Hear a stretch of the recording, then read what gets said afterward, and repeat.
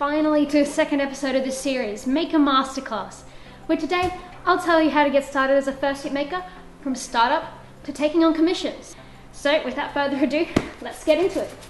Okay, so first of all, before you do anything, you want to make some starter suits. So go buy some cheap but nice fabric, some foam and some glue, and get practicing.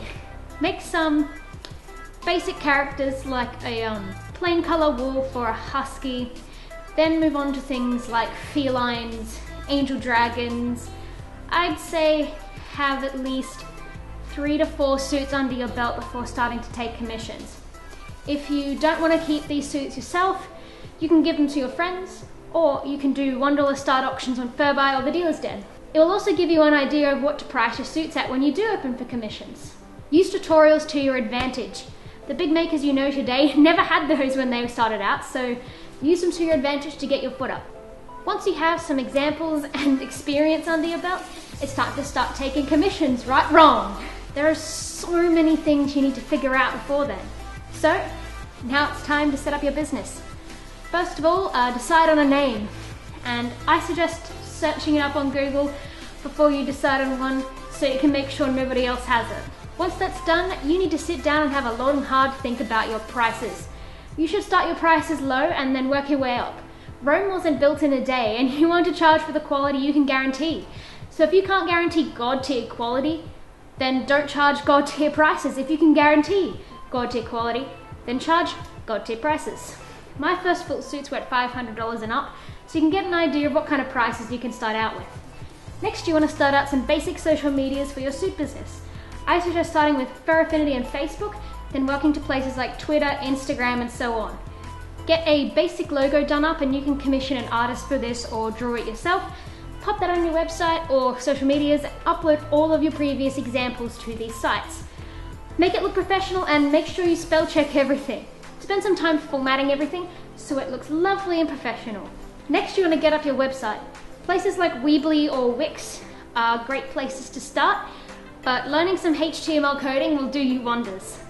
Next up is writing up your terms of service. Your terms of service is a really important thing to have, as it means you can set out rules for your commissioners and make sure everything goes smoothly.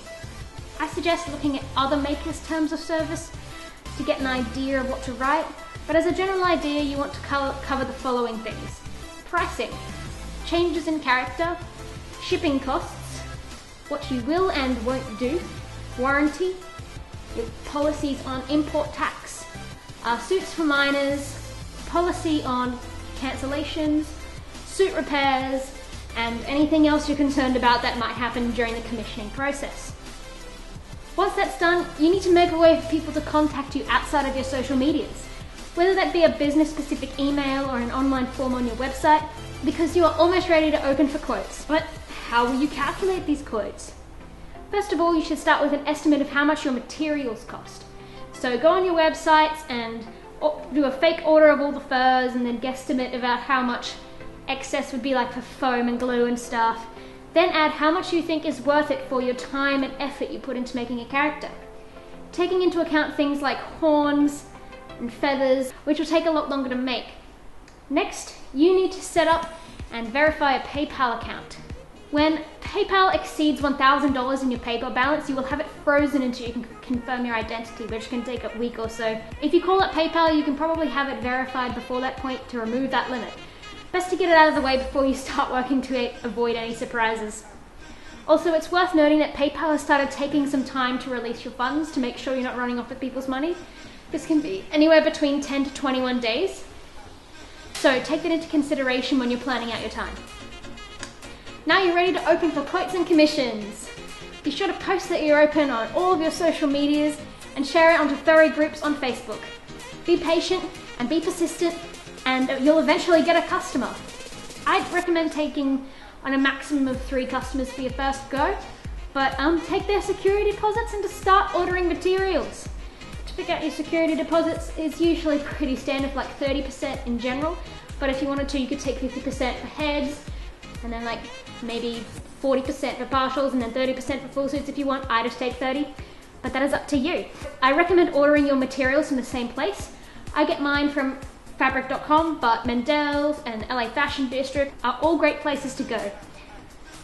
Order your customers in order of how fast they're paying their suits off in your queue. I'd recommend not allowing deadlines so you can take your time and leave a great first impression on your first ever customers. Once you have your first suit done, be sure to check with your post office about their prices and size limitations so you can box suits up in accordance with the post office specifications. Once you've completed your first queue, congratulations!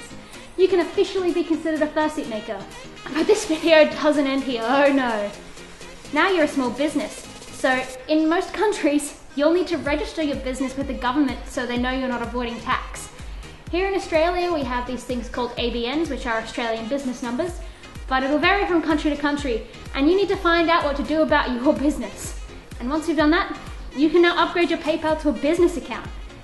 Be sure to send copies of all your paid invoices to your specific tax office. Start slowly raising your prices with each queue, and you're on the way to God tier in no time. Well, I hope you guys all learnt something today, and stay tuned to the next video where I share with you how I told everyone that I was a furry. Alright, bye now.